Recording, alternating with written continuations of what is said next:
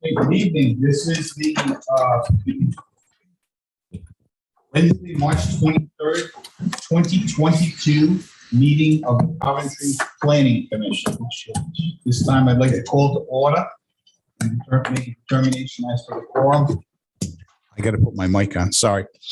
I'll just do the roll. Mike Burke. Present. Kevin Reyes. Present. Carl Mattson. Here. Glenn Anderson. Here. Chuck Smith. Here. James Kenny. Here. Secretary Lukowitz. Here. I'm here and Ron Flynn is excused tonight. At this time, we'll do the evacuation plan for anyone that's present in the unlikely event we have an emergency. There are doors back there, which is probably the door you came in that exit into the hallway and then to the parking lot. And if for some reason you can't get out those doors, you can go through the back and there's another door on the side that goes outside. This time we'll do the Pledge of Allegiance. If everyone would please stand. To the flag of the United States of America and to the republic for which it stands, one nation, under God, indivisible, with liberty and justice for all. This time, I just have a couple of announcements. It's listed on the agenda, but the public hearing for the residents at Boyd Brook on Town Farm Road has been continued until April 27th, 2022. And the pre-application for Rice City Estates has also been deferred until the next meeting at the request of the applicant. First item I have on tonight's posted agenda is the election of officers. I spoke with Chairman Flynn today. He asked if he could be present. He's been on the committee for a while, so if anyone would like to make a motion to table, I'll entertain that. I'll make a motion to table the election of officers till next, or till Chairman Flynn is at the next meeting. I'll second it. I have a motion by Mr. Kenny and a second by Mr. Reyes. All in favor? Aye. Any opposed? The ayes have it. Item 6, ratification of decisions. Item 6.1 is Hopkins Hollow Estate. We did not get the ratification paperwork yet. I'd like to also entertain a motion to table that until the next meeting. Motion to table. I'll second it. I have a motion from Mr. Mattson to table and a second by Mr. Smith. All in favor? Aye. Aye. Any opposed? None. That matter is tabled to the next meeting. Item 6.2, Willow Lakes Independent Living. We have a decision to be ratified. That's in our packet.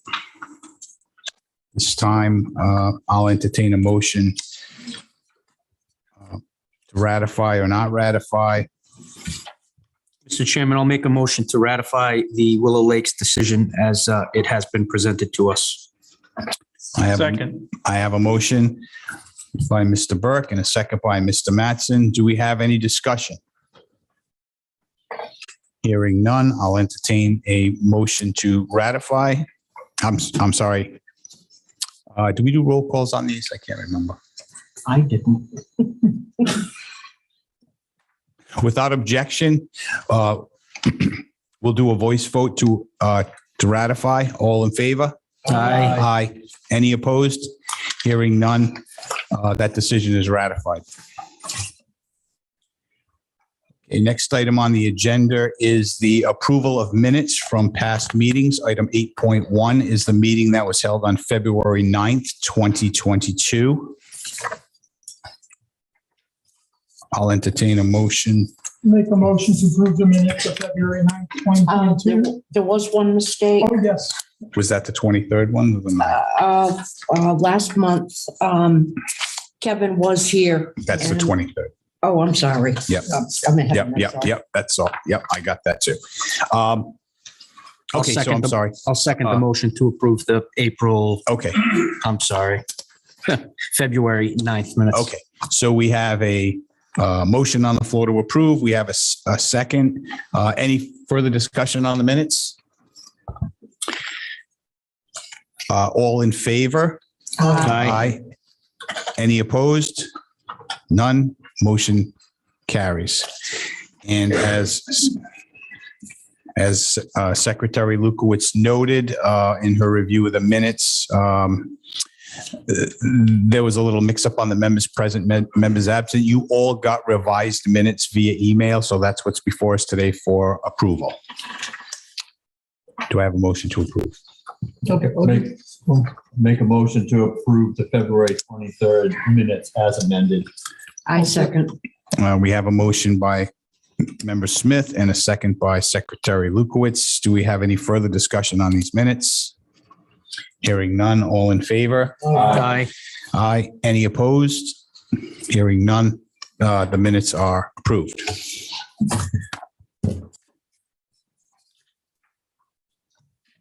Next item on the agenda, item 9.1, a recommendation to the Zoning Board of Review for a special use permit, American Tree Service. The applicants are American Tree Service, care of Robert Frattantuano, with the owner Ingrid Frattantuano seeking a special use permit on 47-acre parcel consisting of one residential dwelling, a greenhouse, garage, and a barn to store trucks, equipment, and wood associated with a residential tree removal company. That's Assessors Plat 320, Lot 21 in the RR5 zone located at 1640 Plainfield Pike. Anyone here for the applicant? Mr. Chairman, Thomas Cronin, 1070 Main Street, Coventry, Rhode Island, for the applicant and the owner. We're here for a recommendation to zoning for a special use permit. The owner is Ingrid Frattantuano. You might have done a better job on that than I did, Mr. Chairman. And the applicant is American Tree Service, which is owned by her son, Robert. 1640 Plainfield Pike and Green, AP 301, lot 21. The it's zoned R5. It's currently operated as Rocky Ledge Farm, has been for a number of years. Lot 21 has 47 acres. They own some of the adjacent parcels as well. The total acreage of the farm is 81.9 acres. As you can see from what Mr. Studley has posted here, the property is away from Plainfield Pike. The only part that's visible to Plainfield Pike is the entry road. The rest of the property is backland, I would call it. Currently, the property has a single-family home, which you can see in the upper right-hand quadrant of that photograph, I guess. And the home has a garage and a greenhouse. And the body of water that makes up the eastern boundary here is the Moosup River, and there's associated setbacks. All of those features will remain right where they are. The house, greenhouse, garage, and the setbacks for that river undisturbed. In the center of the property, right below the number 21 in Mr. Studley's exhibit here, you can see a structure. That's the barn in question. It's in the center of the private property along the driveway. It's been in its current state since 1986. Portions of it predate that, but it's about a 4,000 square foot barn since 1986 there. And the proposal is to use that to run American Tree Service. So what that means in practical terms is that trucks and equipment and the workers' parking would be associated around this barn. The property directly to the rear of the barn, approximately 1 acre, would be used for the transitory storage of brush and wood that's been chopped down before it's shipped off site. This is a residential tree cutting and tree trimming operation. They don't do commercial clearing of lots, accumulation of firewood, or anything like that. They work for individual homeowners. And it is their process to get rid of the brush and wood on a weekly basis, and they sell it to Oldcastle to make mulch out of it. That's what they do with that. So right now they have 8 workers. They have 5 trucks and associated chippers and skid steers on trailers and things like that.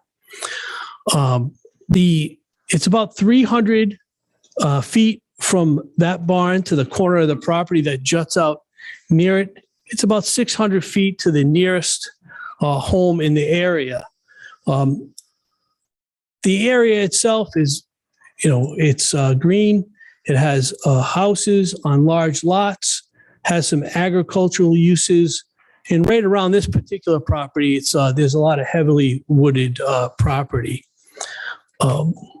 Spoken with the owner, Robert, about the town rules regarding operation of a business. The town ordinance on this type of activity, it kind of reads backwards. The ordinance says that you can't operate from 7 p.m. to 7 a.m. But in the affirmative, he agrees that there'll be no idling of trucks or movement of equipment before 7 a.m. There's no lighting associated with the project, and he's not anticipating putting a sign on Plainfield Pike. As far as the usual things that we consider about when considering a placement of the business, access will be through the existing driveway. The utilities are as existing. There's no additions of bathrooms or anything like that. There is electric power to the barn. So that's the basic thing. We have to go to zoning for a special use permit. As in an R5 zone, a commercial woodlot has a special use permit requirement. So that's an overview of what we're proposing. Happy to answer any questions from the board. Anyone on the board have any questions? Mr. Kenny? All right, so they won't be producing any firewood, cutting up wood and stuff like that with like a commercial machine or anything like that on the property? Not on the property. They will be, they do it on site, and they will be storing it behind that barn. Okay.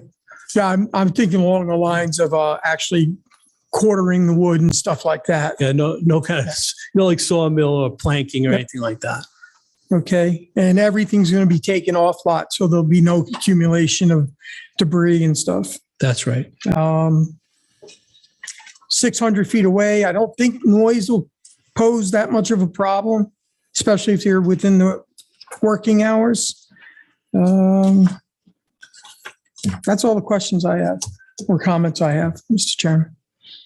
Anybody else on the board have any questions? Thank you, Mr. Smith? Cronin. I do, Mr. Colonian. Yes, just for comment, I'm familiar with the piece of property. I've been up there. I'm familiar with the Frattunos for quite a while, and that has been a farm for many years. And this is kind of consistent with what they've been doing there for a long time. And it's a beautiful piece of property, and they keep it up nice and neat. So I would anticipate that it would continue in that condition as that family has kept it for a long time. Nice to know. Anybody else on the commission? I got a comment. Mr. Anderson, yes. So yeah, this is normally frowned upon, as far as these trucks in those areas. I know a lot of guys would love to do it, they can't, but they don't have the situation that they have up there. Mrs. Frattuno. Frattuano? Oh, that's okay, Frattuano. Mhm. And I agree, nobody's gonna see it. Yeah, I saw the driveway is plenty wide enough. I mean, that is wide enough. Think of those, the exit of the driveway or the entrance is wide enough. I don't know if you've seen that. They can't be more than 10 feet wide, the actual. Yeah, up the hill, yeah. That's pretty tight. And I gotta assume that these trucks have not been stored there prior to this. No, they're in and out of there, but they haven't been using it on a permanent basis because they want to come before the board, do it correctly. So Robert lives there, so I mean he drives his truck home, but he wants to center it there instead of sending the guys home with the trucks and things like that. Yeah, and normally it's frowned on because people are a lot closer and you can smell the mulch and the chips in the back of the truck and the diesel sometimes and the in the vehicles. I don't think it's going to be a problem. That's all. Anyone else? Hearing none. I just have one question, and that is, yeah, where do they operate out of now? Out of that address, but the trucks are just stored somewhere else? They send the trucks home with the guys. I had the pleasure of coming back that way from Connecticut just last week, and I saw a number of American Tree Service signs on different spots between Connecticut and coming into Rhode Island. I must have counted 4 or 5 of them. So, okay, at this time, I will entertain a motion for or against a recommendation to the zoning board for this matter. I'll take a shot at it. I recommend a favorable recommendation to zoning. Owner Ingrid Frattantuono, American Tree Service, Inc., Cara Robert Frattantuono, 1640 Plainfield Pike, Assessors Plat 320, Lot 21, Zone RR5 rural residential. Existing use is a single-family dwelling. Proposed use, storage of trucks, equipment, and wood for a tree removal company, as well as a single-family dwelling home. The applicant seeking a special use permit to operate the tree removal company in the RR5 zone.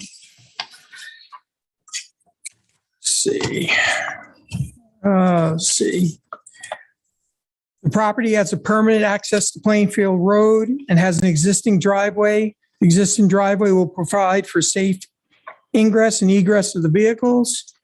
There is sufficient off-street parking, both for the residential and the trucks that should be able to remain away from the neighbors and out of sight lines.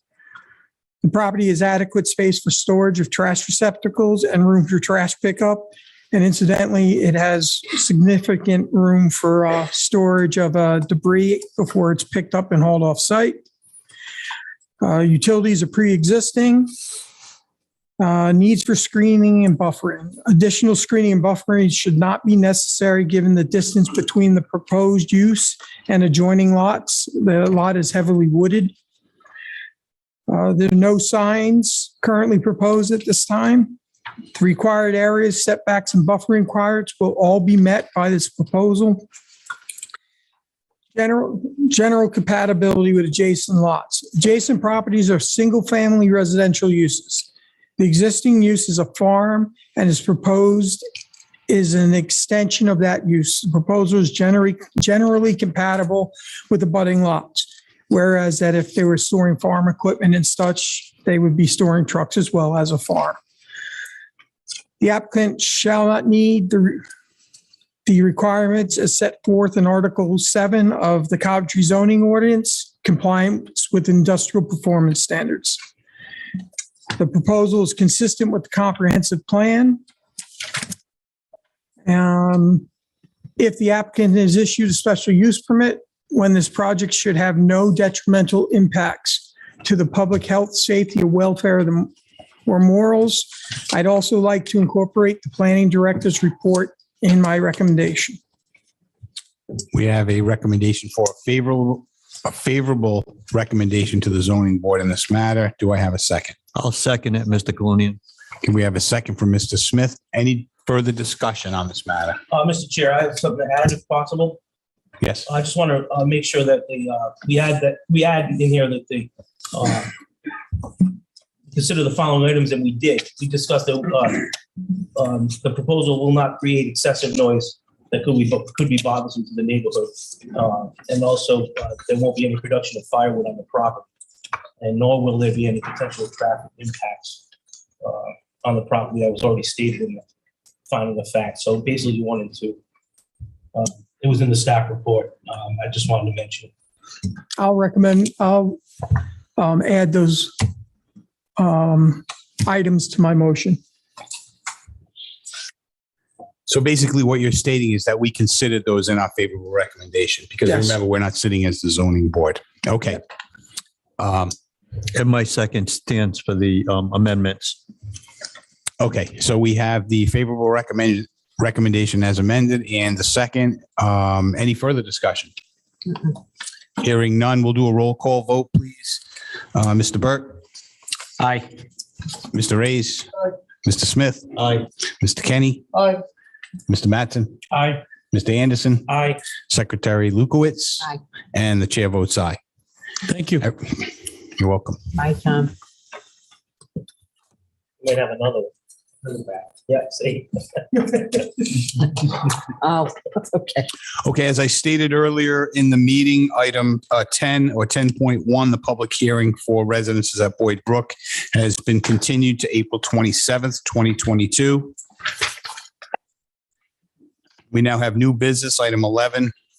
Item 11.1, also, as I mentioned at the beginning of the meeting, Rice City Estates has been continued at the request of the applicant to next month, April 27th, which brings us to 11.2, the pre-application site walk for the Ferry Plat, owners Michael A. and Linda Ferry.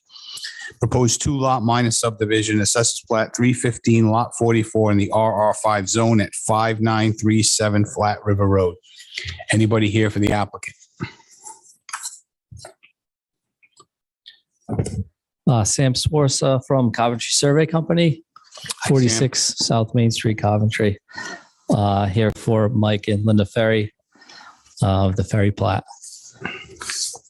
So do you want me to kind of go over the project first? A brief explanation, and then we'll schedule a site walk, I believe. We're scheduling site walks now, right? Without objection. I think that's what we're doing. Yeah. Okay. It's at the pleasure of the board. I mean, if somebody doesn't think we should, but I think we should schedule it. It's up to you. Okay. Yeah. Okay. All right. So this is a 2-lot frontage subdivision of existing 19.6 acres. It's AP 315, lot 44. It sites in Western Coventry. It's bounded southerly by Flat River Road and northerly on Cars Trail. So we're going to be cutting out a 5-acre lot along Cars Trail. The frontage will be on Cars Trail, about 407 feet of frontage. It's proposed parcel B on the plan. And there's rolling topography on the whole site. It's kind of dropping down mostly towards Flat River Road. The site where the proposed dwelling is fairly flat, and that's slightly sloping back towards Cars Trail. We're going to have conventional septic on this site. The water table should be fairly deep, and the house will be serviced by a private well. So that's pretty much it. The remaining parcel will have adequate frontage on Cars Trail, 350 feet of frontage on Cars Trail. And then it will have it has existing frontage along Flat River Road, 254 feet. The remaining area is about 14 and a half acres. So that's pretty much it. Conforming subdivision, 2 lots. Okay. Any members of the board have any questions? Mr. Kenny? Sam, the boundary of the property ends at Cars Trail, right? It doesn't extend over Cars Trail? Yeah, right. It's just, Okay. yeah. Thank you.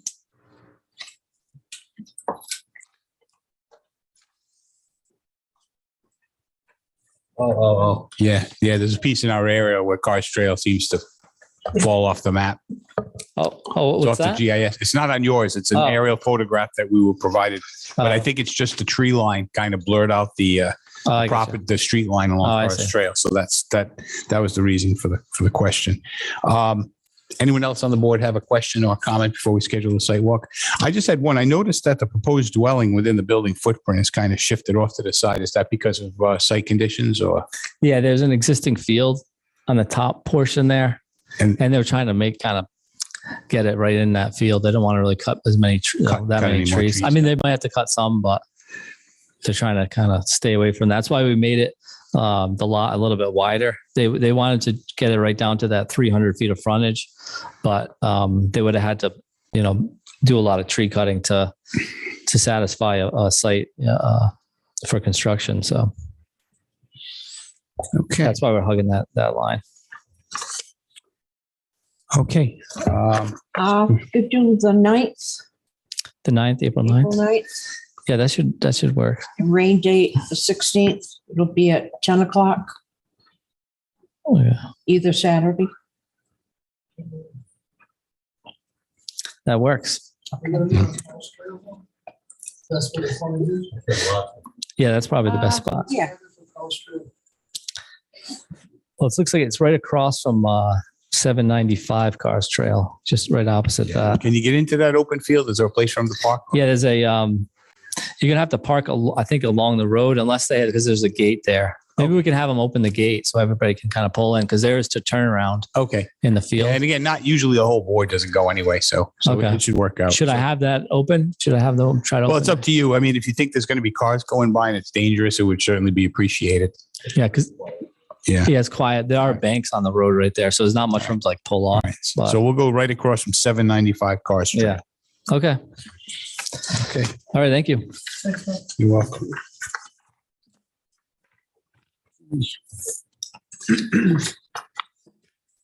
Next item is 11.3, preliminary plan for Mary Ann's Manor.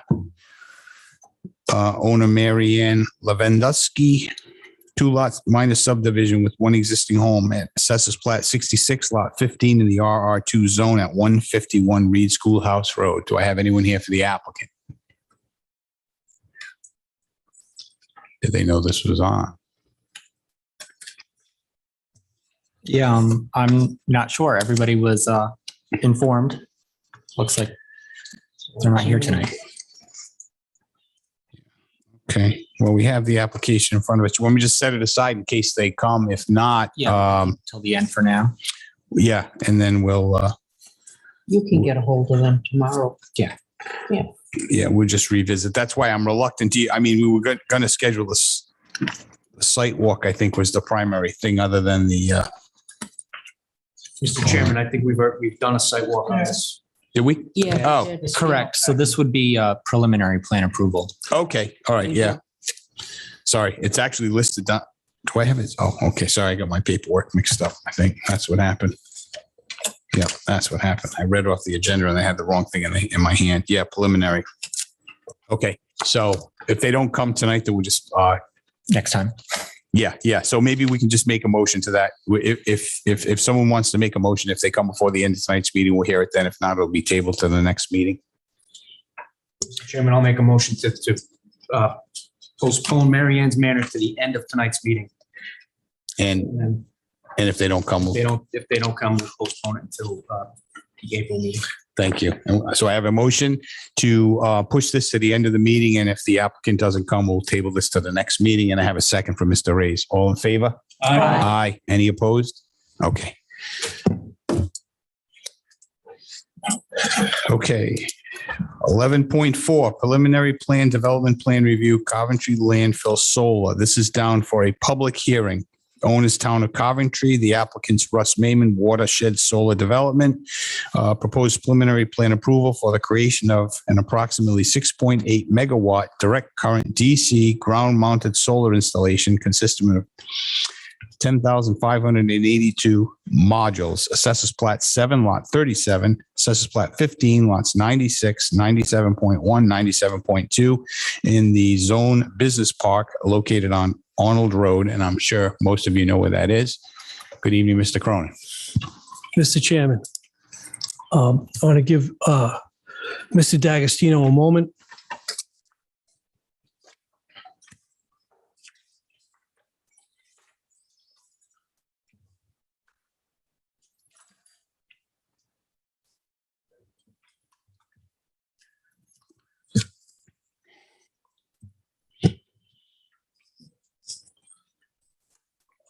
So we're here for a preliminary plan on the Coventry solar project.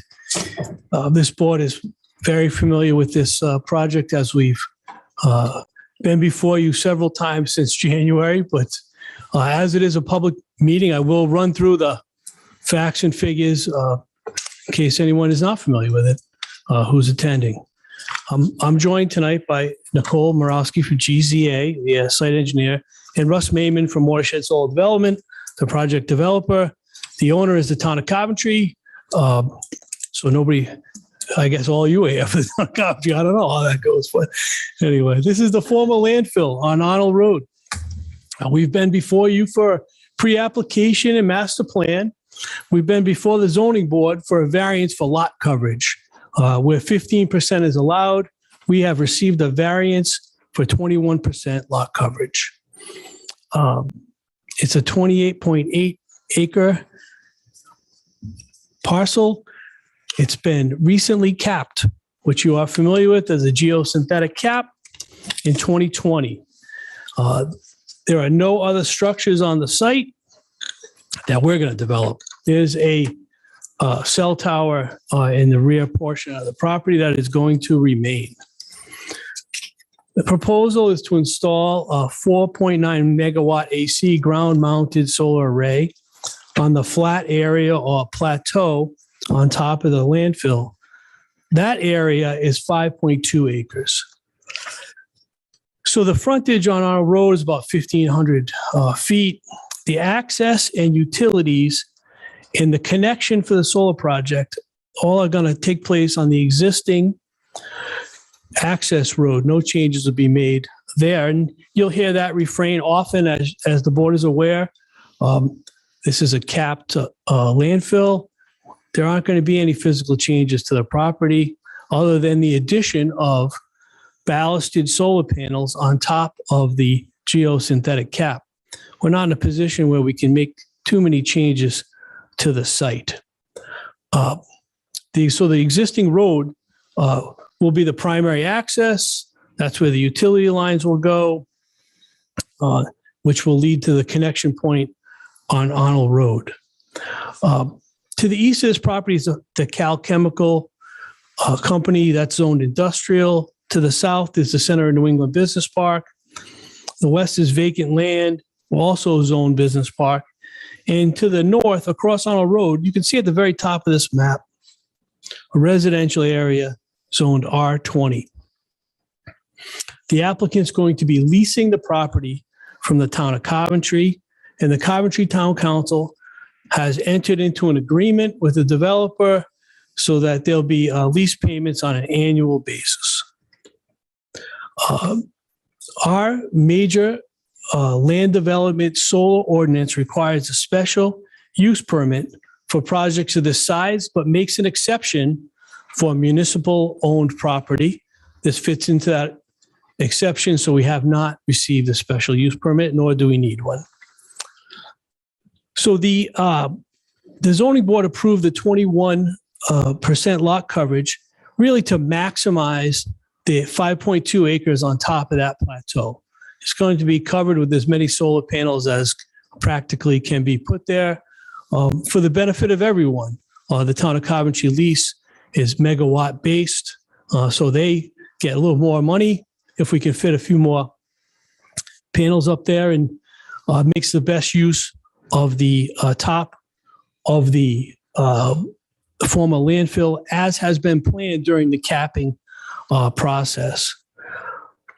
There will be about 9,800 panels. So on top of that, they'll be ballast based. So they'll have concrete holding them down without penetrating the geosynthetic cap. All the electrical accoutrements, I don't know, I'm no electrician. The engineers here to explain that, but they'll also be on top. They'll be laying on top. Nothing will be buried underground. GZA was the engineering firm that took part in supervising the closure of the landfill, and they're continuing along as we do this solar installation to ensure that the capping maintains its integrity. So no significant changes to the physical site, no water or sewer connections required. The finished height of the panels will be less than 12 feet. These are all things in the ordinance. I have to just get them out there. 10 to 15 degree angle facing southward on the panels. A 7-foot security fence will be installed around the project. There's no additional lighting to be installed, and we anticipate minimal traffic after the construction of the project. 2 administrative things I'll take care of before I hand it over to the engineer. Although this has been submitted to Central Coventry Fire, and I have met with the fire marshal, They wanted to consult with the state fire marshal before they rendered an opinion. And so your approval tonight will be contingent upon their approval, and if they require anything to change, we'll have to deal with that at that time. We're entering into it knowing that. And the second thing is, given the nature of the project, I'd request that final be handled administratively. So with that, I'm going to turn it over to Nicole. She's going to fill you in on the particulars of the engineering. And then if the board has any questions, we'll do our best to respond. Thanks. Nicole? Please state your full name. Hi, Nicole Murawski with GZ Murawski. It's Murawski. I'm with GZA Geo Environmental. We're the civil engineers on this. That's not working. Turn it on. Is it working now? Yes. Okay. With GZA Geo Environmental, our address is 188 Valley Street in Providence. Tom went through most of the details of the project.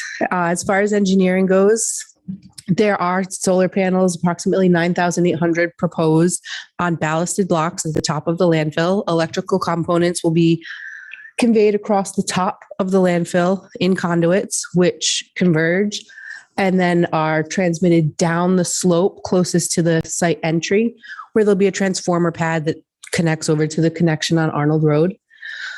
Other engineering aspects would have been stormwater design. However, since the site was recently capped with solar as a post-closure use in mind, there are no alterations to the site stormwater current drainage. It's been designed to handle complete impervious runoff from the property. So essentially the flow pattern should stay about the same where they are, which is runoff from that top deck where the solar panels are proposed down the side slopes into a system of swales, and then infiltration into the two basins that you see up on the plan there. There is also no changes to the existing entry to the site or to the Hall Road itself. The town has a little staging area in the back of the property that will be maintained. We'll put an access gate on it. We'll have two gates going on and off the property, one along Arnold Road and one into the center of New England for fire codes. So they have 2 points of egress. And there's a small easement that'll be maintained to the cell tower in the back of the site.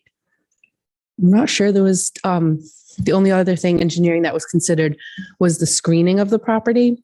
At this point, there's an environmental land use restriction on the property because it was a landfill.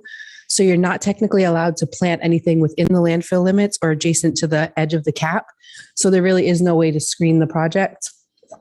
So at this point, and the landfill itself is between 15 and 30 feet higher than the toe, the bottom of it. So yeah, I don't think we could plant trees that are quite that big. There's not much more for me to go into unless you guys have specific questions about the design. Yes, I do. Sure. Just beyond the fencing, all that grassy area, who's going to maintain that? So that is town property, and the town is currently under contract to maintain the landfill property as well. So I would assume that they're going to do them both concurrently. Okay. Yeah. So that fence and the fence out there is temporary. That will come down, and a 7-foot fence will go approximately in the same location along the road. But then instead of cutting up past the site entry, it's going to loop around and just contain the landfill itself. Thank you. You're welcome. Go ahead. Nicole, what's the life expectancy of the fabric that's capping it, especially with the ballast on top of it? So like any product, right? It's certified for like 30 years, which is the 30-year post-closure requirement for landfills. However, the manufacturer has evidence that these caps should last beyond 100. Essentially, we all won't be working when this has to be replaced. Anybody else have any questions for Nicole? Mr. Chair, I do. Okay. Sure. I'm reading O-N. Nice. Hey, the supplemental standards. A lot of them are met, but there's a couple that were in question. I just want to review those. Well, the liability insurance has to come. the contact information for the project contractors, eventually that's going to have to be given to us right before the final stage. Yep, I believe that goes out to bid in the very near future, correct? In the All very right. near future, they have a public bid for that, and then the contractor information will be forwarded once selected. All right. And clearly there's no real shading analysis. You're not next to anything. It's all up there, right? You're closer to the sun than anyone. Yeah. The thing is, the viewscape analysis was not submitted, and I don't see the way they're going to be facing, and they're facing south, and it's industrial, mostly industrial buildings there. I think there's a couple of residential houses up in between that. I don't know if we're splitting hairs, but I know the glare, right? Or what's the term? I think that's the term. Yeah. There's one house along the edge of the landfill. Okay. And I think, if I remember correctly, their elevation appears lower than the panels. Okay. I was curious. Yeah. I haven't driven up. Yeah, me too. We discussed the screening of it.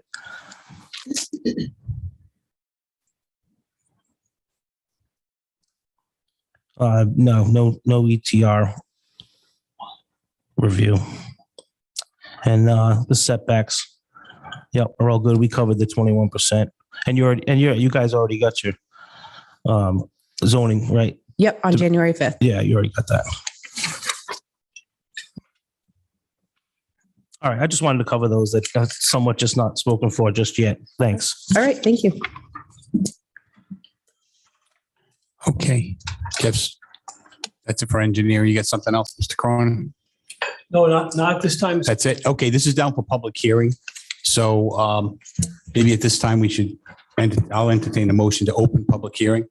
Motion open public I hearing. have a motion- I have a motion and a second. That was Mr. Mattson, and I'm sorry, who made the second? Mr. Burke. All in favor to open public hearing? Aye. Any opposed? Ayes have it. Public hearing is open.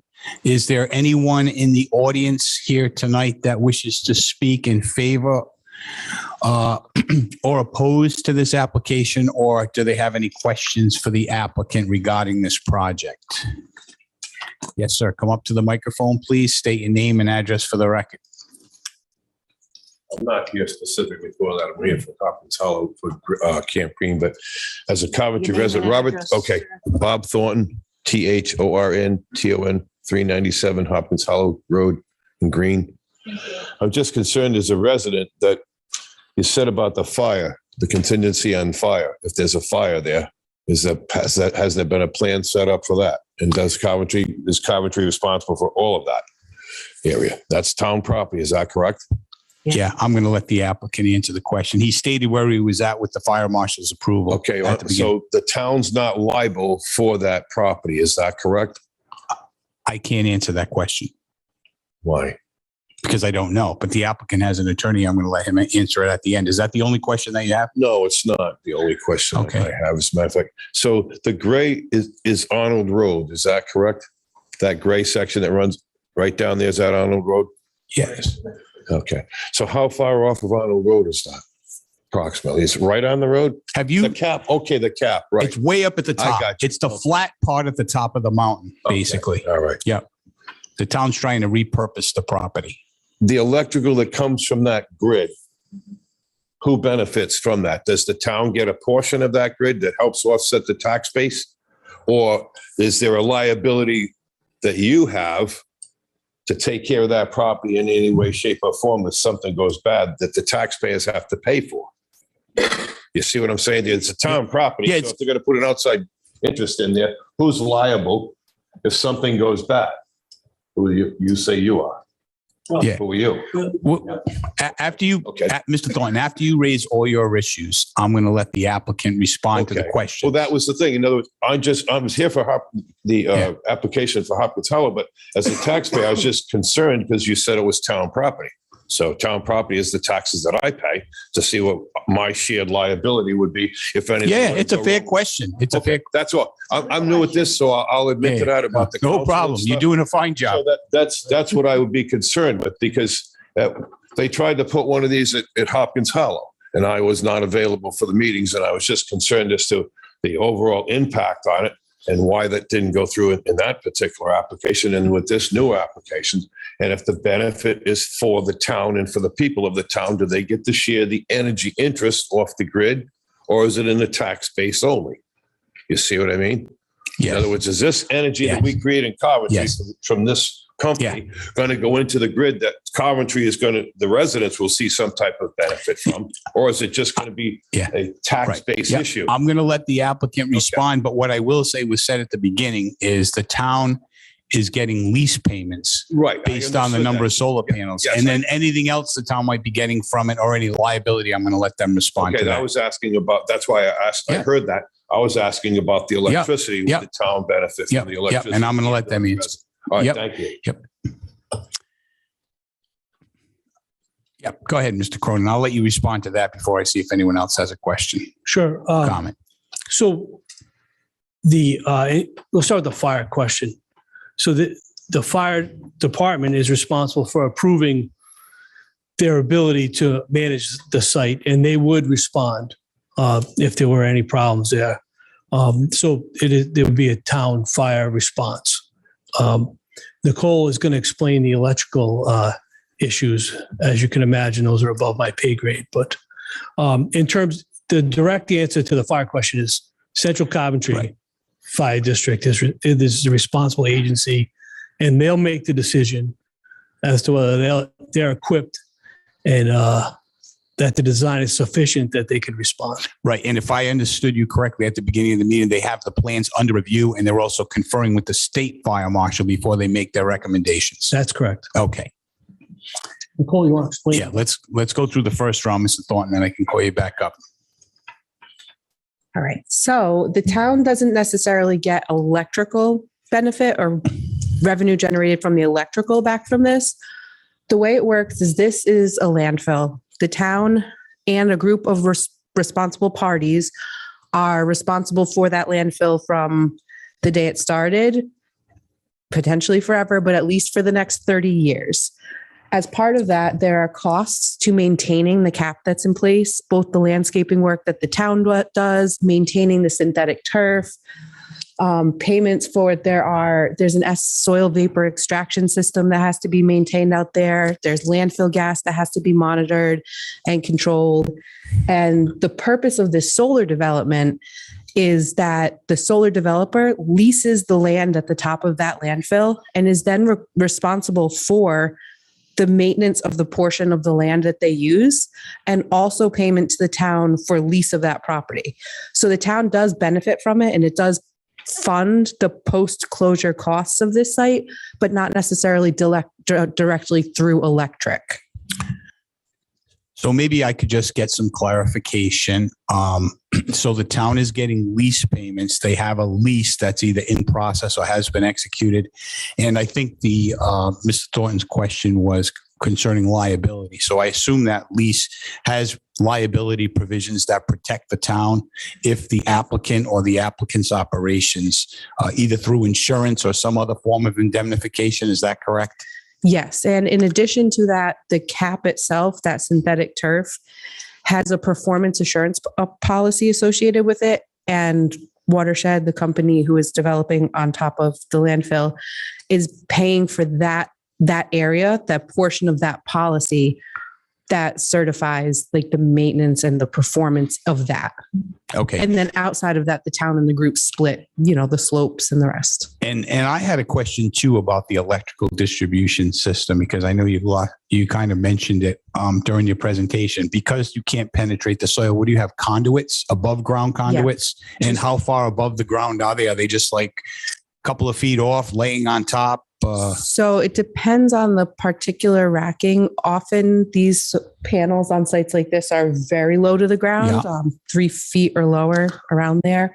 And the conduits are below them. They run below the panels. They converge onto a small concrete pad that's poured at the top of the landfill. And they literally just run right on top of the turf on the ground.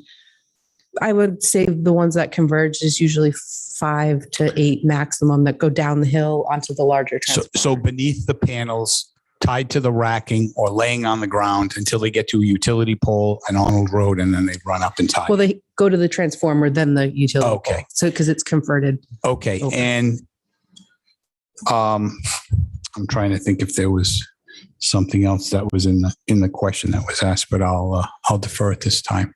All right, you got to come up to the microphone, sir. Sorry. Sorry, one thing I missed, the cables they're in cable trays below the panels. So it's not in cable trays. It's like metal trays that run below the panels and carry the conduits over. So it's not right on the turf, Oh, I see. So there's trays on top of the turf. Okay. but those are directly on the Okay, turf, I got it. right? The cable trays are gonna be secured on all four sides. Yep. Fine. The cable trays are going to be secured on all four sides. I think it's three sides. I think the top So- is open.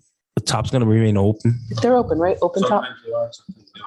Yeah, yeah, It's a tray and the cable is in conduit. yeah. So Okay. it's in like a plastic So pipe there's no- inside the tray. right, on so top of the- Right. So it is. Okay. So I guess what I'm getting at is critters can get at this stuff, or this can't be eaten through this conduit. Is it plastic or is it metal? It's typically plastic, but I don't think I've seen many instances where they've gotten in there. Okay. And again, if the top is open, I'll just note Mhm. it's more likely that they won't go in there and start trying to make nests.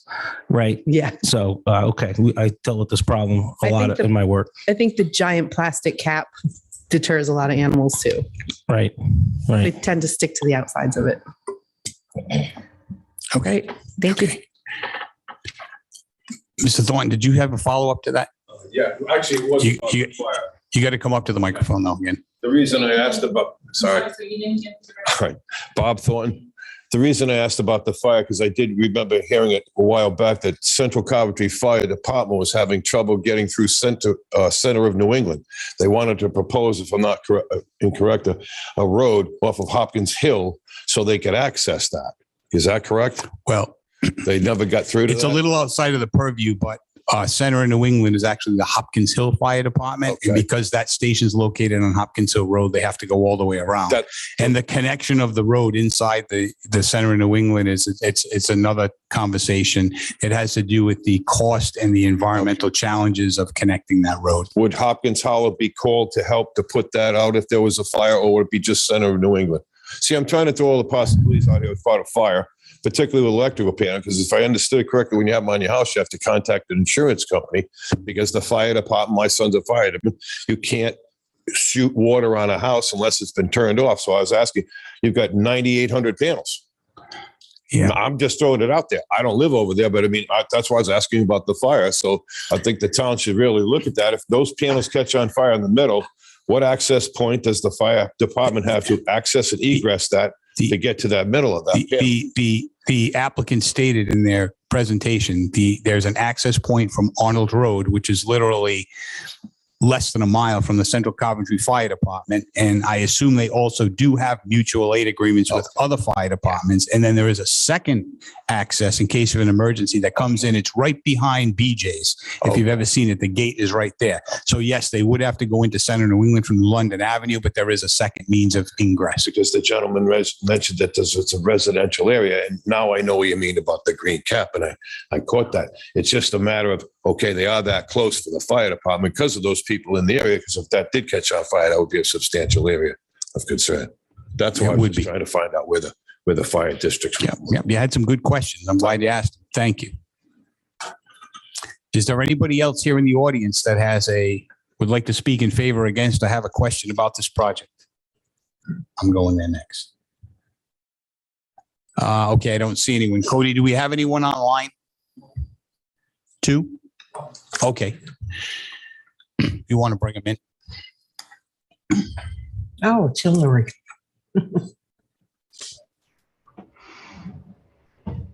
Good evening. Can you hear me? Yes. If just for the stenographer, could you give your name and address for the record, please? Sure. Hillary Lima, 31 Edward Street, Councilwoman for District 4. I came in a little late, but I just did want to offer some other color here. The council went above and beyond when it came to when this was first introduced last fall. I'm not sure if the planning board knows this, but we actually did have a public session with the folks from, I'm sorry, I forget your name, Green Rock, to the town hall annex. And we sent out a mailing to those within a radius of the landfill. And so way before the council even agreed to go into this, we had a meeting with those who live in the area. So the other piece of this, I do want to bring up that I was very, alert to, as I've seen other municipalities talk about solar farms, is the glare. So there are a few homes that I had concerns about having any potential for glare up behind the Cumberland Farms and the Dunkin' Donuts over there. And those folks were actually in attendance at that public session last fall. So that was great. The folks at Green Rock also said they would conduct a glare study. So I just want to make sure we push for that as well.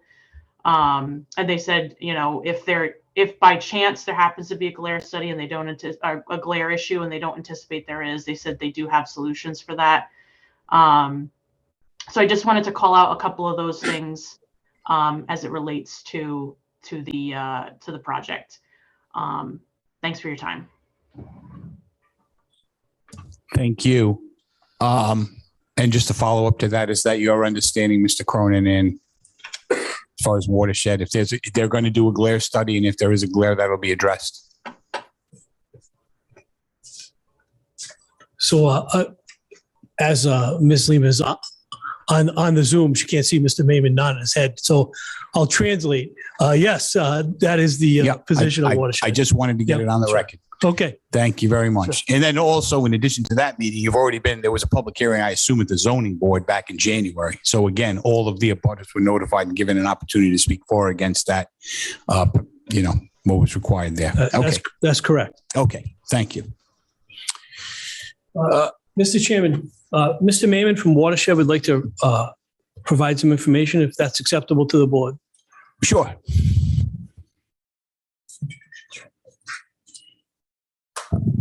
Russ Mayman with Watershed Solar Development.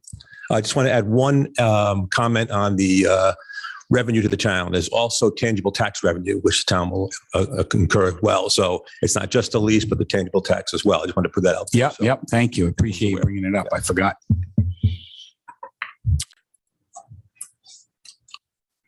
Cody, do we have anybody else on that with a hand raised? No more hands raised? Okay. Anybody else in the audience? Last call. I don't see anyone else either on Zoom or in the audience that wishes to speak. And if that's the case, does any members from the commission have any further comments or questions at this time before we close public hearing? I just have one comment, Mr. Colonian. Mr. Thornton was out of the room when Russ Mayman just spoke.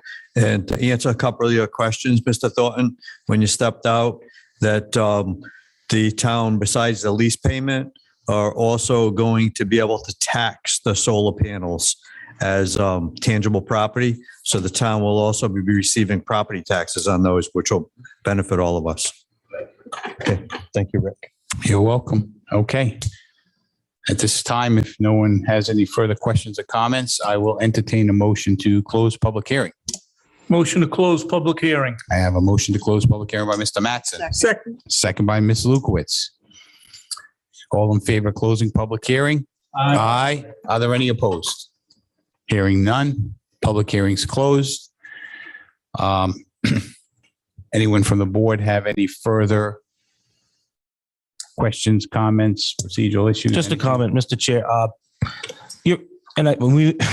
There's a whirlwind of information.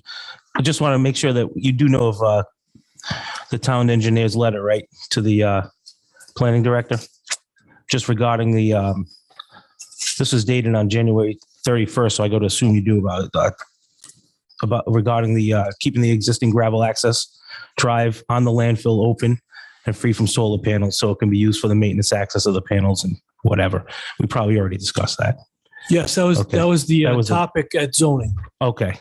I just want to make sure you know of this letter that's present. And that was to give them access not only for this, but so they can get in and do their maintenance, I assume? The actual configuration, we might cover some of that road And that's the zoning board gave us it's kind of an up to, that's the best way of putting it. We asked for up to 21% lot coverage, which might infringe on that road, and the zoning board agreed They agreed you could, or you had to stay off it? that we could. Oh. Okay. Anything else? Hearing nothing, I'll entertain a motion for or against approval of the preliminary plan. Mr. Chair, if you'll have it, I'll make a motion. Motion to approve the preliminary plan for project Coventry Landfill Solar. Owner is the town of Coventry. Applicant is Russ Mayman, Watershed Solar Development. Address is Arnold Road. AP 7, lot 37, AP 15, lots 96, 97.1, 97.2. Zone BP. Existing use is now a landfill. Proposed use is the ground-mounted solar installation that we discussed tonight. And once again, the applicant proposes creating a 6.8 megawatt direct current ground-mounted solar installation consisting of 10,582 modules. I'd like to add to my motion that the general standards, the discussion of the general standards, most of them are met, but particularly the ones that will be the requirements that will come at a later phase. Emphasis on the glare study, which is basically the viewscape analysis. Sure.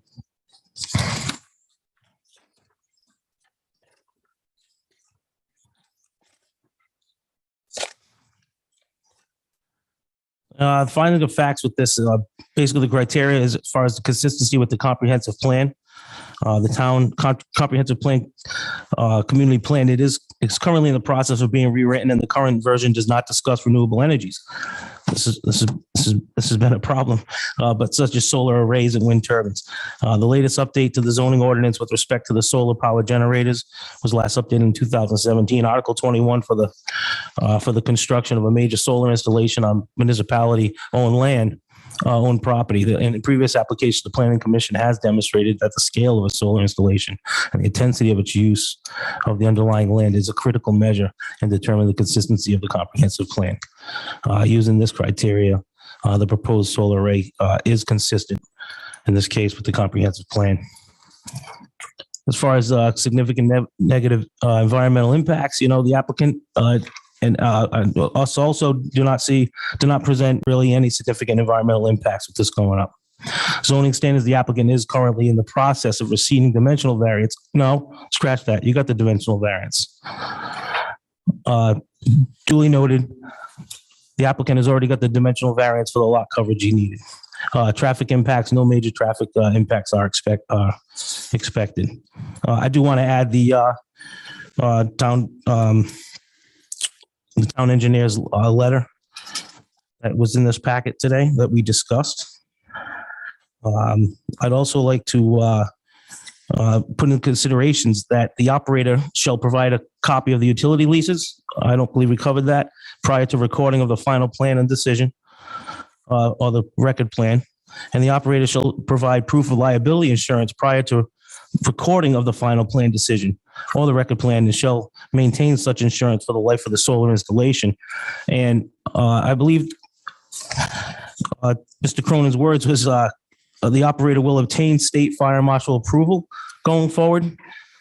The actual approval comes from Central Coventry, but that's how they're. Okay, so I'll amend that to approval is from Central Coventry Fire Department going forward. I'd like this to be, I want to incorporate the director's report clearly in this motion and move this to final. Make sure the final be handled administratively also in my motion. That is it. I have a motion by Mr. Anderson. Do I have a second? Second. I have a second by Mr. Kenny. Any discussion? Hearing and seeing none. I'll do a roll call vote. Mr. Burt? Aye. Aye. Mr. Reyes? Aye. Mr. Smith? Aye. Mr. Kenny? Aye. Mr. Mattson? Aye. Mr. Anderson? Aye. Ms. Lukowitz? Aye. Chair votes aye. Thank you. Guess you're all set. All right. Thank you. Okay. So I can retrieve Mr. Daggy. Yeah. And I will just mention to the board members, I inadvertently skipped over item 7, which was the capital improvement program. That's the handout we got when we showed up tonight. And it was also emailed to us a couple days ago. So we're going to have to go back. Sorry, you're not going to make a motion to adjourn so quickly. And I think we have public comment after this. So anyway, if you could just maybe refer to this while we wait for Mr. D'Agostino to return.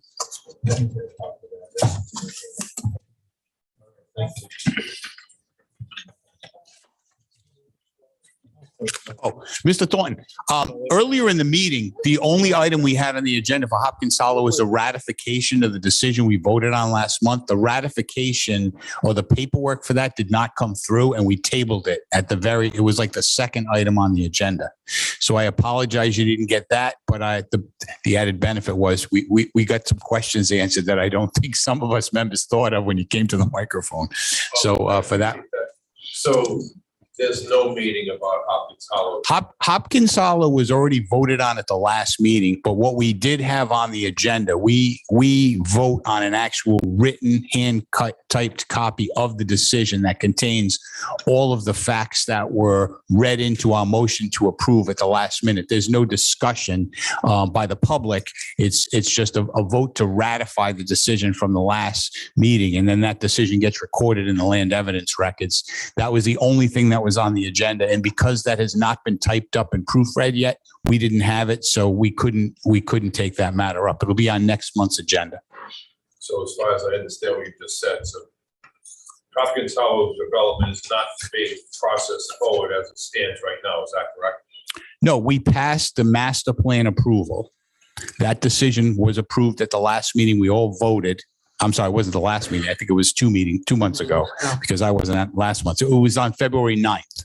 So the vote was taken and master plan approval was granted. So that's basically the conceptual plan that was presented.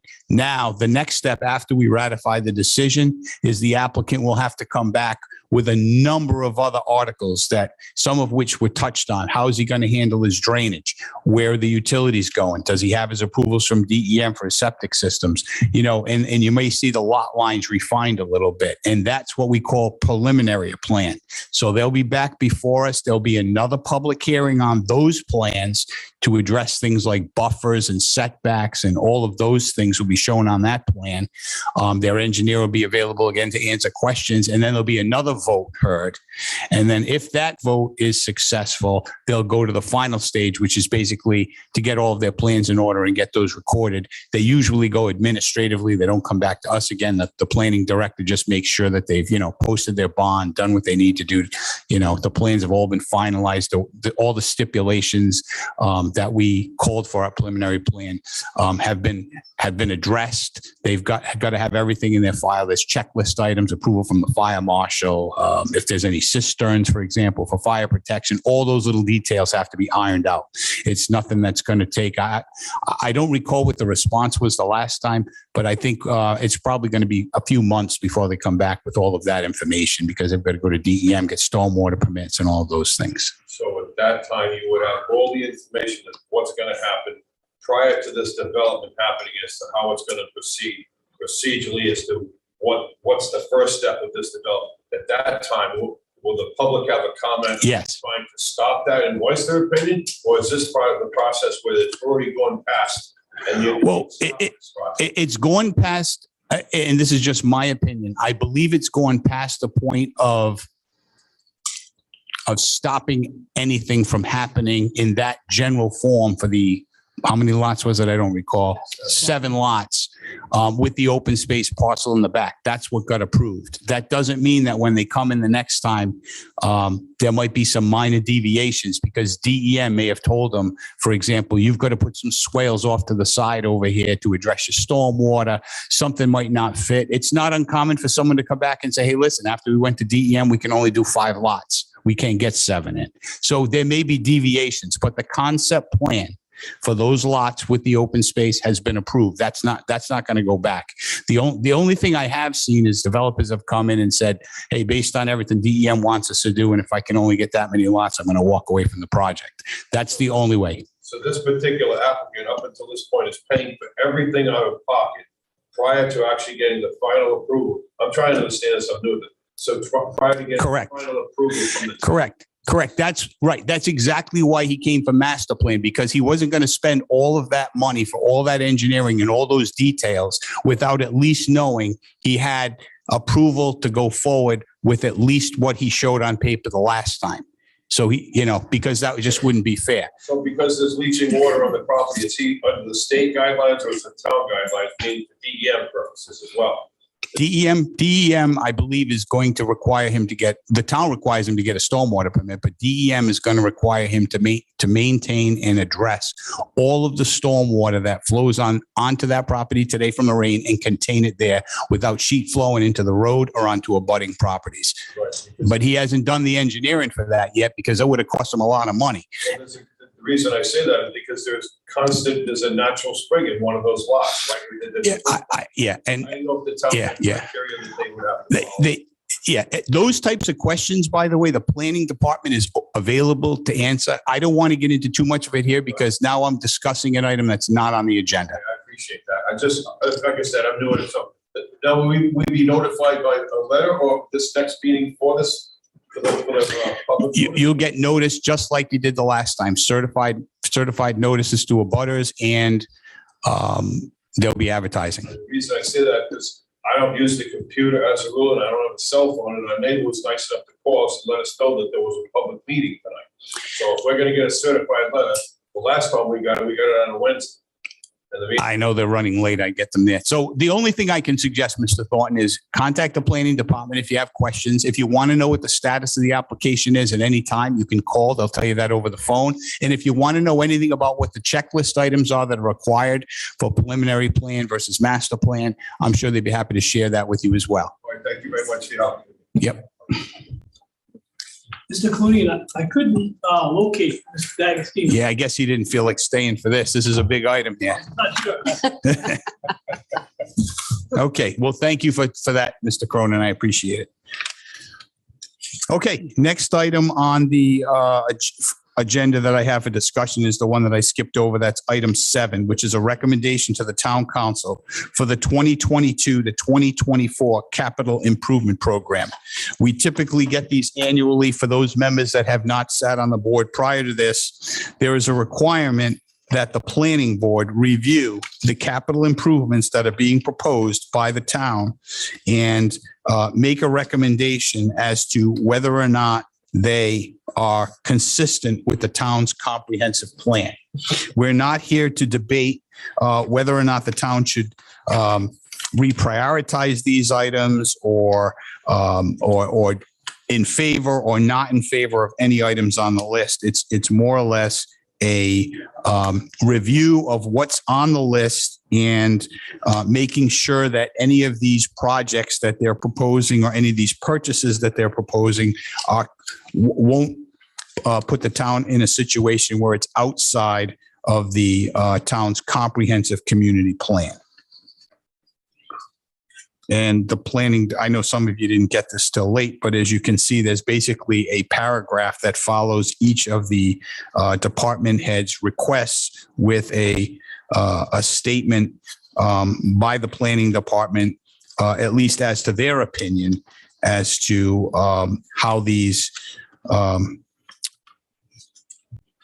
will help or add to or be consistent with the future community growth or the town's comprehensive plan.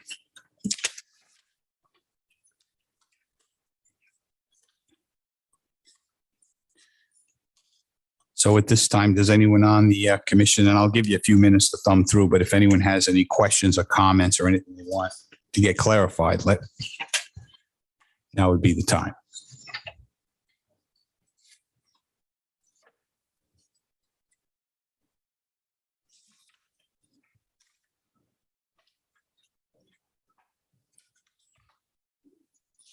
I think our resident expert would be Mr. Smith on all this. all this numbers. Some of it's public works. Can I, let me see.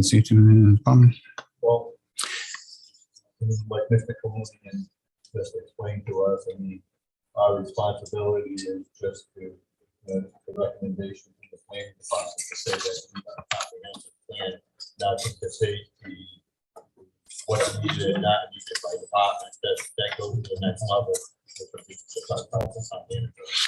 Yeah, that's correct. Mr. Sully, do you have anything to add? Is this something we can take up in one fell swoop for a recommendation or no recommendation? We don't have to go department by department, correct? In the past, we've gotten kind of a checklist format for the motion, but this is kind of the report in and of itself. But there's a paragraph that pertains to each department. So I'm just asking, can we do it as a package, or are they looking for it individually, or you don't know? My recommendation would be to reference each department and then offer the explanation as to whether or not it complies with the comprehensive plan. So just take it department by department. Individually. Okay. So, and if I understand now, we have Public Works, we have the Police Department, we have Parks and Recreation, and we have the School Department. So we will be looking for motions with favorable or unfavorable recommendations to the town council as to whether or not those departments' capital improvement programs for the next 2 years are or are not consistent with the town's comprehensive plan. Okay, Mr. Kalunian. Yes. I'll make a motion for the capital improvement plan for Public Works as presented, to approve that it meets the comprehensive community plan D.2-24 and also D.2-25 and E.1-17 as presented. I'll second it. Okay, I have a motion and a second. Do we have any discussion? I have a question. Where did you get the D? Down the bottom, Rick. The bottom. Oh, okay. That Okay, meets the- there it those is. are the Okay, requirements. okay. Is that correct, John? Yeah, I just okay. followed So it. the motion is for a favorable recommendation that the Public Works Capital Improvement Plan does meet the town's comprehensive plan. Comprehensive plan Okay. that Okay. like Mr. Sudley has outlined. Do we have any further discussion or questions? Hearing none. You can't take nothing out, right? No. No. See, that's up to the not town our council. Agree on something to take Right, out. right. If you said something on here does not comply with the comprehensive plan, then the town council would have to take it up and come back. But, But if you want to run for council, yeah, You know, that's a waste of money, $147. okay. Okay, so we have a motion to make a favorable recommendation with regard to Public Works. We have a second roll call vote, I guess. Mr. Burke? Aye. Mr. Reyes? Aye. Mr. Smith? aye. Mr. Kenny? Aye. Mr. Mattson? Mr. Anderson? Aye. Ms. Lukowitz? Aye. I'll vote aye. None opposed, motion carries.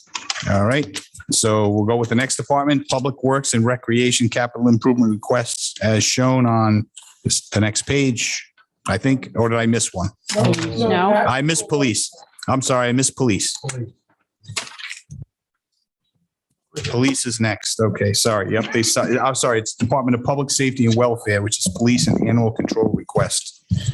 Mr. Colonian, I'd like to make a favorable motion for Department of Safety and Welfare that it's in line with the comprehensive plan, community plan, as noted B.8-9. Any discussion? Oh, I'm sorry. Do I have a second? I second. A second from Ms. Lukowitz. Do I have any discussion? Hearing none, I'll do a roll call vote again. Mr. Burke? Aye. Mr. Reyes? Aye. Mr. Smith? Aye. Mr. Kenny? Aye. Mr. Mattson? Aye. Mr. Anderson? Aye. Ms. Lukowitz? Aye. And I'll vote aye. Favorable recommendation passes. The next one is the Department of Parks and Recreation Capital Improvement Request. I'll take a shot at this one. Make a favorable motion for Parks and Recreation. Approve the budget on E1-22 and E1-26. Okay, I have a motion from Mr. Reyes to make a favorable recommendation as to the Department of Public and Recreation. Do I have a second?